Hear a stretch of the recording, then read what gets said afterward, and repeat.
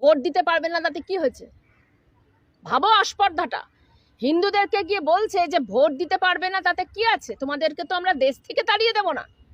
তার মানে আসল উদ্দেশ্যটা আজকে কিন্তু ঠাকুরনগরের মতুয়া হিন্দুরা বুঝতে পারছে যে আসল উদ্দেশ্য হচ্ছে যে আধার কার্ডটা থাকলো, আধার কার্ড নিয়ে তুমি তোমার দৈনন্দিন সমস্ত কাজ করো, আধার কার্ড নিয়ে তুমি ব্যাংকের কাজ করো, আধার কার্ড নিয়ে তুমি হাসপাতালের কাজ করো, কিন্তু তুমি নাগরিক নও, অর্থাৎ তুমি ভোটটা দিতে পারবে না।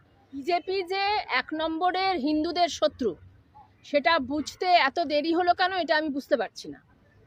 বিজেপির মতো হিন্দুদের শত্রু ভারতবর্ষে এর আগে কখনো জন্মায়নি।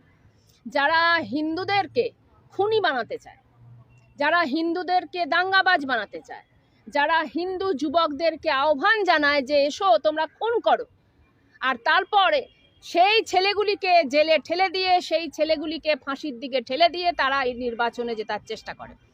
আজকে এই যে নাগরিকত্ব বাতিল হচ্ছে এবং হিন্দু মানুষরা তারা আত্মহত্যা করছেন বা তারা আতঙ্কে ভুগছেন, এই যে মতুয়া কার্ড বিক্রি করছে শুভেন্দু অধিকারীরা, তার আগে করেছে, এখন আবার নাগরিকত্বের কার্ড বিক্রি করছে। তারা কি বলছে হিন্দুদের কাছে গিয়ে? তাদের বলছে গিয়ে এখন বলছে গিয়ে যে ভোট দিতে পারবে না তাতে কি হয়েছে? ভাবো আস্পর্ধাটা। হিন্দুদেরকে গিয়ে বলছে যে ভোট দিতে পারবে না তাতে কি আছে, তোমাদেরকে তো আমরা দেশ থেকে তাড়িয়ে দেব না।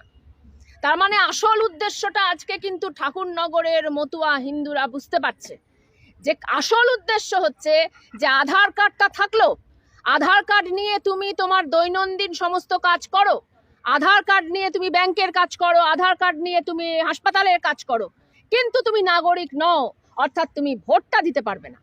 তার মানে হিন্দুদেরকে সস্তায় শ্রমিকে পরিণত করা, হিন্দুরা যাতে ভোট দিতে না পারে তার ব্যবস্থা করা, এইদিকে তারা ঠেলে দিচ্ছে। আর এরপর যখন হিন্দুরা প্রতিবাদ করবে, হিন্দুরা যখন বলবে যে না তোমাদেরকে আর ভোটটা আমরা দেব না, তোমাদের ভোটটা দিয়ে আমরা ভুল করেছি, যখন তারা তাদের দৈনন্দিন কাজের জায়গায় মাইনে বাড়ানোর কথা বলবে, আন্দোলন করবে, কথা বলবে, প্রতিবাদ করবে, তখন শুভেন্দু অধিকারী এসে বলবে যে তোমার কিন্তু নাগরিকত্ব নেই।